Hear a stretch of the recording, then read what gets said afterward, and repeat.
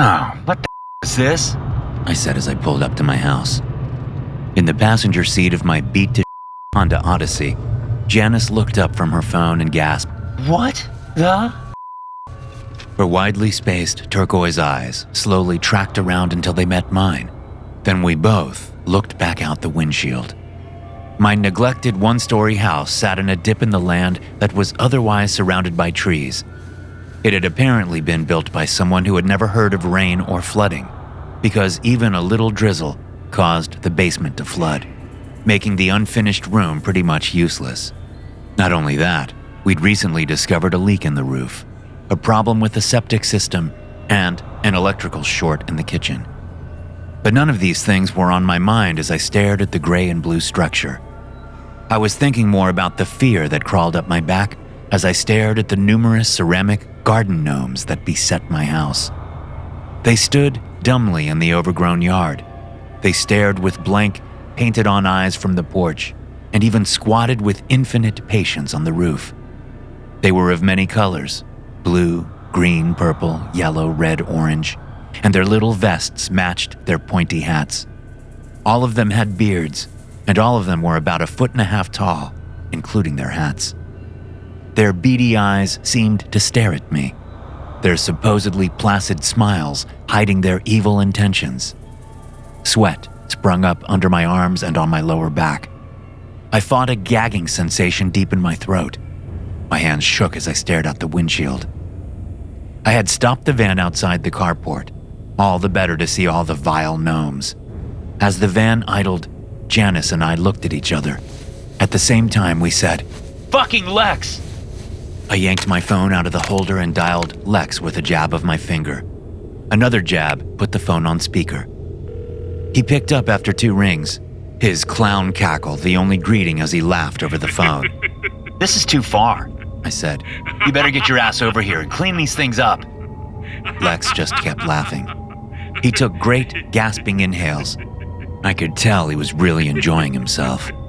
I pictured myself smashing one of the ceramic gnomes over his head and then slashing his throat with a shard. Surprised by the ferocity of my imagination, I shook it off, but the rage remained. Lex, come on, damn it! I shouted. I don't want these creepy things at my house. Lex kept laughing, but he was slowing down. I'm going to rip your balls off if you don't get over here and clean these things up, Janice said. Jesus, guys, Lex said, still chuckling. you need to lighten up. You should be thanking me. You know how much those cost? You know I fucking hate gnomes, I said. They give me the creeps, man. I don't even want to walk up to my own front door. Better man up then, because I won't be able to clean them up until tomorrow. Think of this as a character-building experience. Lex, Janice began, but my brother had already hung up. what an asshole, I said under my breath. No shit. Why is he always pranking you? I thought that shit was done with. I bit my lip and made sure not to look at my wife as I drove into the carport. It was futile. Boyd, She said, a warning edge to her voice. I thought this was done with. Did you do something to bring this on? I just wanted to get him back one last time, I said, putting the van in park. Oh, Jesus, Janice said, smacking her auburn-haired head into the headrest. I married into a family of idiots who will never grow up. Never? I said, full of mock rage. I'm only 35. Still a kid, really. Give it time. I grinned, but Janice wasn't having it. She opened the door and got out. I'm not helping you clean them up, She said, then slammed the door.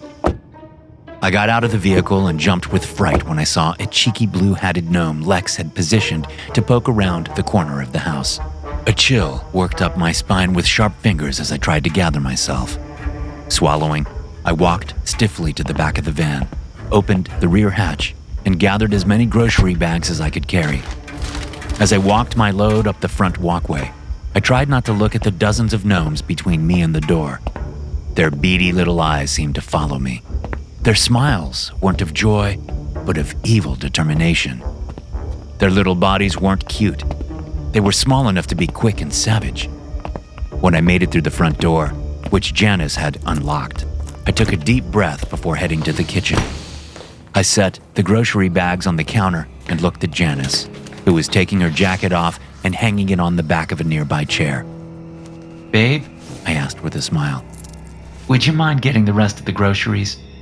Oh, Janice said. you're lucky I fell in love with you before I met your brother. I swear to God. She headed toward the front door. You're the best, babe. I called after her, thankful I wouldn't have to face the gnomes again tonight. Boy, was I wrong. The rain started just after 9 that night, while Janice and I were watching TV, winding down before bed. Is the sump pump working? Janice asked when we heard the patter of rain on the living room window. I'll go check, I said, getting up from the couch. When I stepped into the basement, which was devoid of any furniture or even any storage containers, I saw that the sump pump was already working because water had started to gather. Many times I thought about selling the house, just getting whatever we could out of it and renting for the rest of our lives. At least we wouldn't have to deal with the endless upkeep and repairs. When my grandmother had died and left me the place, I'd been ecstatic. But now, 5 years on, there was little to be excited about. The place was a money pit and barely worth the property tax we paid on it. Seeing that the pump was working fine, I headed back upstairs, turning into the living room to see the TV paused and Janice standing in the middle of the room with her head cocked. What is it? I asked. Janice raised a hand for silence. You hear that? All I could hear was the rain, which had picked up considerably since I'd gone downstairs.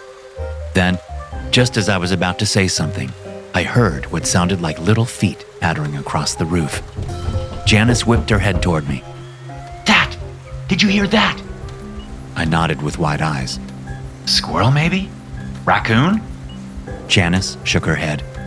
The noise started again, but this time it was more than one pair of feet making it. It sounded like at least 6 pairs. A polite knock came from the front door, startling us both. We looked that way, then at each other. I moved to the front door and peered through the peephole, seeing nothing. Turning toward Janice, I said, There's nobody there. The knock sounded again. I looked again. Still nothing. Swallowing, I opened the door a crack and looked down to see 2 gnomes standing on the welcome mat, looking up at me, one in blue and one in orange. Hiya! The one in blue said to me. Mighty wet out here. Would you mind if me and the lads come in out of the rain? My mouth fell open. All I could do was stare down at these walking, talking gnomes. They no longer looked like porcelain figurines. Now they looked like tiny humans with bushy white beards and felt clothing. Mighty kind of you, sir. The blue gnome said, hustling to the door. The other one, the orange one, turned and whistled. About 24 gnomes, who had all been hiding to the right and left of the door, scurried out and rushed inside before I could think to keep them out. What are you doing? Janice screamed as the things spread throughout our house like they owned the place. I turned to see her jump onto the couch as she looked down at the colorful little creatures. One of them jumped onto the coffee table and grabbed the remote, unmuting the TV and changing the channel. Others jumped onto the couch, prompting Janice to throw herself onto the loveseat nearby. I heard kitchen cabinets open and shut, plastic packaging crinkling as the gnomes invaded our space. Still, I stood with the door open, unable to believe what was happening. Boyd! Janice shouted. What are you doing? Get them out of here! Right. I said, not panicking, only because I still couldn't believe this was real. Yeah, okay. Leaving the door open, I moved toward the nearest gnome, which happened to be the one on the coffee table, and bent down. Excuse me, but I'm going to have to ask you to leave. The repulsive little guy looked up at me, his pointy green hat tilting back. I don't think you want to do that, mate. He said. You just invited us in. Would be mighty rude to kick us out onto the rain, don't you think? Sorry, I said.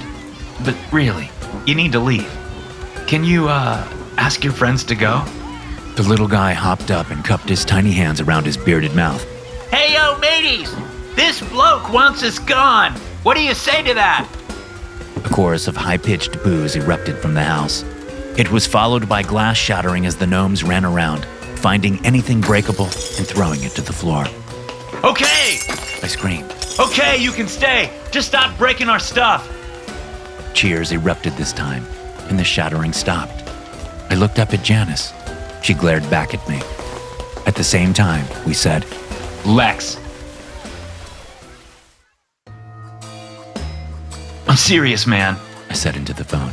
You have to come over here and deal with this. Lex just laughed. Sorry, buddy, but I'm out with some friends. Besides, this is probably the lamest prank you've ever tried. I don't know where you got those pictures. Probably some AI bullshit. But you must be running out of ideas. At least do something believable next time. I had known this was coming, but I still gripped my phone hard enough to make my hand ache. You don't believe me? Fine. I'm going to hang up and do a video call. You better pick up. I ended the call and then drafted a video call. When Lex answered, he had two of his friends crowded around so they could see the screen. Okay, baby brother, He said, what AI filter do you have on your phone? Inquiring minds want to know. Let's see.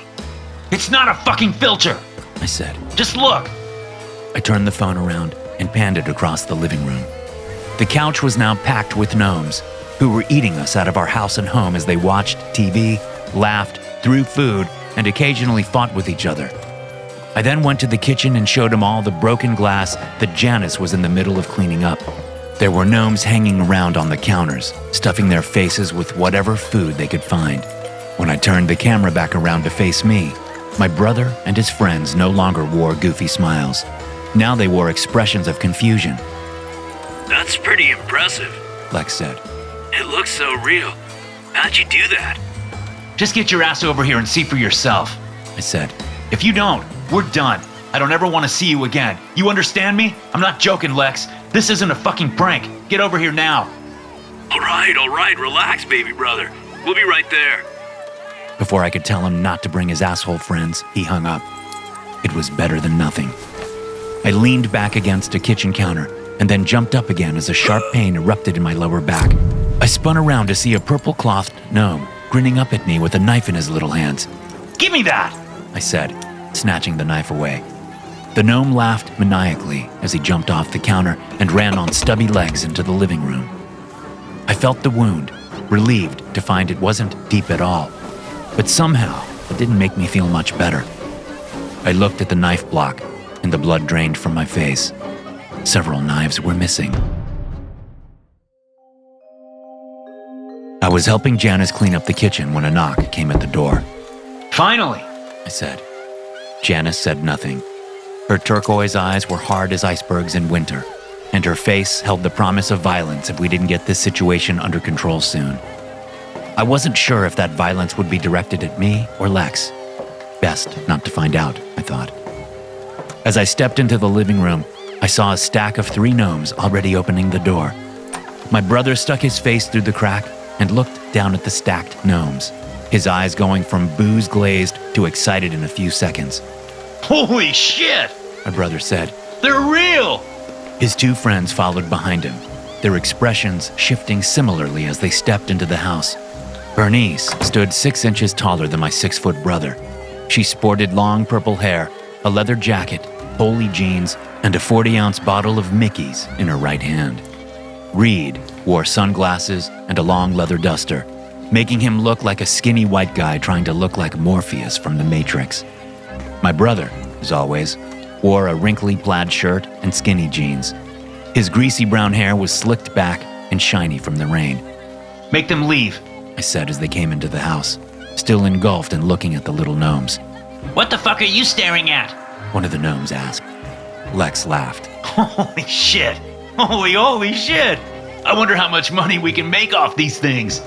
Money? I asked. Who cares? Just get them out of my house.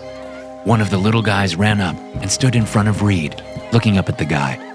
Reed, who had always been a special kind of asshole, stared back down at the gnome. Get out of my way, you little shit, he said. Get out of my way, you little shit! The gnome echoed, putting an annoying lilt into his high-pitched voice. Reed flicked his foot out and kicked the gnome, sending him flying across the entryway and smacking into a wall before he fell to the floor. All activity stopped as every single eye in the place turned toward Reed. The gnomes glared at him with unabashed hate. Reed looked around and grinned. You little fuckers got a problem? I'll fucking crush you all. The air grew thick as dozens of beady little eyes stayed fixed on Reed. Nothing happened. no one moved, except for Reed, whose lips ticked up with each passing second into an increasingly nasty grin. Then, with an earnestness that perplexed me, one of the little guys from the couch got up from his spot and stopped at the edge of the cushion, staring up at Reed. A moment later, the little guy, who sported a green hat and vest, hopped down to the floor and walked calmly over to dime store Morpheus. Giving the man a wide berth, the gnome walked around until he was in front of Reed. Then he put his hands on his hips, looked up into Reed's face and said, You want to kick someone around, you panty waist? Why don't you kick me? Fine. Reed said, stepping forward and kicking the gnome. But this time, instead of hitting the wall like the previous gnome had, this one exploded just as the toe of Reed's black boots made contact. 1 second the gnome was there, the next he was gone. In between was a small but bright blast, complete with orange flames and smoke. Reed screamed out and clutched his foot, falling back to the floor with a thud. I looked over to see that his toes had been blown off in the explosion. I could see the bloody nubs through his torn-up boot. The rest of the gnomes burst into action, rushing at Reed, screaming and hurling strange curses. You wretched snollygoster! I'll teach you for blowing up my mate, you nitty hammer! I've never seen a bigger mollycoddle, and my parents are in politics! You'll die a sniveling cockalorum! But as one blue-clad little gnome ran up to jump on Reed, he went with the classic, Fuck you, you fucking fuck! The blue guy landed on Reed's crotch and immediately chomped down on what was underneath his jeans. Reed screamed and grabbed the gnome up, holding him upside down and staring at him with increasing rage. The gnome managed to get his arms out and flipped Reed the double bird just before he exploded. I flinched and turned away, feeling something bounce off my shoulder.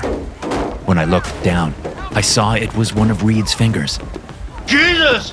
Lex shouted, but he made no move to go help his friend. Reed held his mangled hand up, eyes bulging as he surveyed the damage. Meanwhile, 10 or so gnomes were biting him and kicking him and hurling insults. Bernice, apparently having seen enough, rushed forward and started to kick at the little gnomes. I looked over to see Janice standing in the kitchen, holding a trash bag in one hand as she stared at Reed. Then I looked back at Bernice. For some reason, none of the other ones exploded when she kicked them away from Reed. But then she changed tactics and started stomping on them. She crushed 2 with no ill effects, but when she stomped on a third, it exploded, severing her foot in half. Lex ran toward the door, batting gnomes out of the way as he tried to escape. One chased after him holding a kitchen knife. Just as Lex reached the door, the gnome whipped the knife like a baseball bat, severing Lex's right Achilles tendon. My brother screamed and pulled his injured foot up, managing to stay upright for about 2 seconds. The gnome sliced through his other Achilles, and Lex fell to the floor. A half-dozen gnomes attacked him. I rushed toward Janice, bending down and scooping a gnome up as I went, just praying it wouldn't explode. But I had an inkling as to why some did and others didn't. I just needed to know for sure. With the gnome struggling in my left hand, I pushed Janice deeper into the kitchen with my other. We ducked into the basement, huddling on the stairs. We need to get out of here! Janice said, eyes going from the writhing, cursing gnome to me. No! I said. I'm not letting Lex drive me out of my own house! Lex isn't doing this! Janice said. These gnomes are! They're going to kill us! I shook my head and turned my attention to the gnome. You! Why do some of you explode when others don't? Unhand me, you lick spittle! The gnome said. I'll bite your bloody legs off! Why? I asked, using my free hand to flick his tiny ear with my thumb and middle finger. Ah! That hurts! Why the ear? Anywhere but the ear! Tell me! I said, flicking his ear again. Fine, you gargantuan galleypod! We all have one specific thing that will trigger us to explode. If you don't do that thing, we won't explode! I thought about that for a moment. So when Reed kicked that one, that was his thing? And when he held the other one upside down, that was his thing? You're smarter than you look, you baboon in human clothing. What's your thing? I asked. I'll never tell. I flicked his ear twice in quick succession. The gnome screamed and said, Okay, just stop. He paused and looked up at me until I brought my hand near his ear again. Okay, if I fall down a flight of stairs, I'll explode. I looked up at Janice, and we both looked at the wooden stairs down to the basement. Oops, I said, tossing the gnome down the stairs. He screamed in rage, bounced twice, and then exploded. I didn't have time to revel in my success, because I saw that the crappy sump pump had been overloaded and the basement was filled with about a foot of water.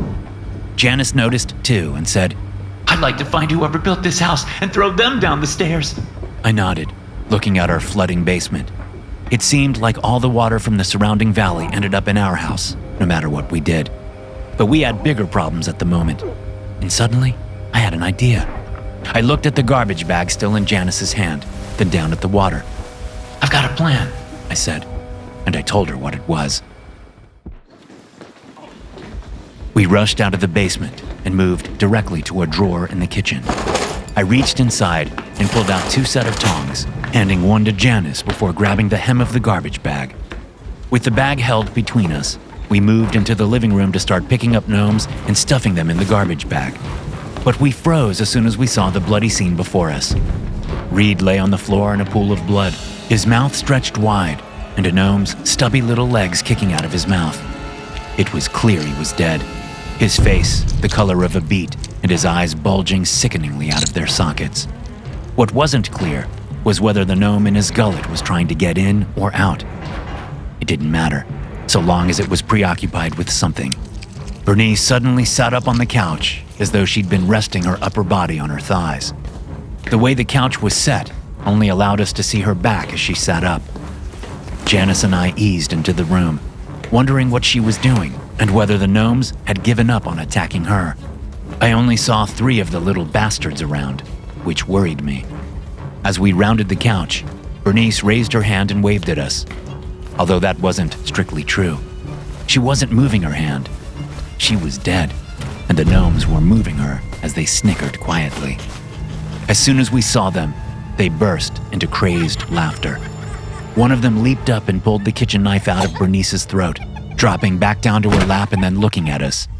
"Help!" Lex said from the door. I turned and looked at him, terrified and sickened at the scene. My brother was slumped against the closed front door, blood soaking the front of his plaid shirt.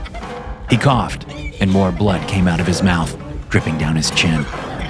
The patch of bloody shirt over his stomach started to move, bulging as though something was underneath. It didn't take much imagination to determine what it was. A moment later, a pointy hat emerged through a rip in his shirt, followed by a face covered in blood. The gnome that had been rooting around inside my brother's body took a breath like he was coming up for air after swimming laps. Then the rest of the gnomes crept out from under and behind furniture, looking at us with beady eyes and freakishly small teeth in their grinning mouths. "Go!" I shouted. Janice and I leaped into action, snagging gnomes with our tongs and shoving them into the garbage bag. Some of the gnomes tried to fight back, but when they saw how efficient we were and how we were watching each other's backs, most of them decided to run and hide. The first few times I grabbed a gnome, I squinted and turned my head away, sure they would explode. But when they didn't, I grew more courageous. Pretty soon, the bag was full enough that they could crawl on their mates to get to the opening. At that point, Janice took the bag and gave me her tongs. She stood back with the bag firmly shut while I picked the little bastards up 2 at a time. She only opened the bag long enough for me to shove the gnomes inside. A knife-wielding gnome came at me, but I jumped over him and then whacked the knife away with my tongs. Several others bit my shins and ankles, but I resisted kicking them off, having seen what kicking or stomping them did firsthand. Instead, I just grabbed them with the tongs and tried to keep them upright until I could put them in the bag. We just had to hope that the trigger for one of them wasn't being shoved in a garbage bag. By the time the sack bulged with writhing, cursing doll-sized bodies, I was sure we had gotten most of them. The stragglers we could get later. Janice and I dragged the bag to the basement stairs, at which point I heaved it over my shoulder and walked down into the flooded basement. I had shut off the sump pump after explaining my plan to Janice earlier, so now the water was calf deep. I waded into the middle of the unfinished room and tossed the garbage bag down, moving quickly back to the stairs in case it exploded. Janice and I held hands as the bag slowly filled with water from the half-inch hole in the mouth. The reinforced plastic stretched as the gnomes screamed and tried their best to escape. As it finally submerged, I said, "See? Aren't you glad we paid extra for the good bags?" Janice said nothing. There was a muffled pop, and water splashed above where the bag was. A moment later, Dozens of tiny bodies floated to the surface. A few of them were still alive, but they couldn't swim, and they drowned quickly. I guess one of their triggers was drowning? I wondered aloud. Who knows? This is the most batshit crazy night I've ever had. Now that I'm a mass murderer, I just want to go to bed. We trudged upstairs and went about searching for any we missed, using our tongs and a new garbage bag to round the last 5 of them up. I took them down to the basement and drowned them as well. When I got back upstairs, Janice was on the phone with the police. She wasn't about to tell them about the gnomes, not until they could see for themselves. But she did tell them that there had been a home invasion and people were dead. When she hung up, she said they were sending the police. The operator said there was a unit nearby. Should be here in a couple of minutes, I guess. She looked around at half our destroyed house, then broke down sobbing. I hugged her tightly. "Hey," I said, trying to look on the bright side. "It sounds like the rain is stopping." "Yippee," she said. "I need to sit down." I let her go, and she walked over to the couch. But as she did, she crunched on something. She stopped and bent down to pick up whatever she had stepped on. She held it up so I could see it. In her hand was a lifeless piece of porcelain with part of a beard over a red vest. "What the hell?" she said. Then her eyes went wide.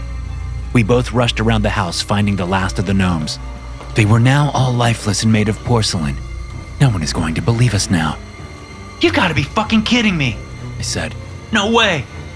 Upstairs, someone knocked on the door. "Police!" SCP-5556 refers to a group of humanoids resembling garden gnomes, including a beard and a tall, pointed hat. Each entity is between 11.5 and 15.5 inches tall. Entities are anatomically similar to humans apart from their height, and they possess a similar level of intelligence. Each instance is highly explosive and will involuntarily detonate when a specific action is performed on it by a human. The action required differs for each instance. The explosive force varies widely between events, but is always sufficient to neutralize the affected instance. Instances experience a brief period of intense pain before detonating. SCP-5556 instances are not capable of inducing this effect on each other directly, but may attempt to persuade humans to induce it. To hear more stories like this, be sure to hit subscribe and turn notifications on. I'll see you in the next one.